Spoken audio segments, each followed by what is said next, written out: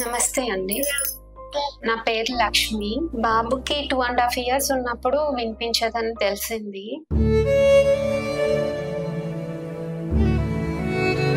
సర్జరీకి మాట్లాడి చూసిన తర్వాత బాబుకి హార్ట్ ప్రాబ్లం ఉందని తెలిసింది. బాబుకి అప్పుడు పేస్ మేకర్ పెట్టారు.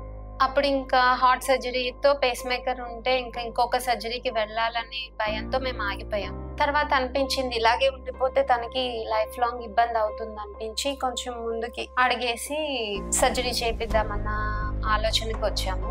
సంపూర్ణ మేడం బాగా ట్రీట్ చేశారు బాబుని. ఇంకా బాబుకి సర్జరీ చేయించడానికి ఓకే ప్రాబ్లం ఉండదు అన్న ధైర్యం కూడా ఇచ్చారు. అన్ని డాక్టర్స్ కన్సల్టేషన్ అందరి సజెషన్స్ తీసుకుని దాని ద్వారానే ముందుకు వచ్చాము. బాబుకున్న హార్ట్ సర్జరీ వల్ల ప్రాబ్లం అవుతుందని చెప్పారు. అయినా పర్వాలేదు ఇబ్బంది ఉండదు అన్నారు. సో అలాగే ముందుకు వచ్చాము.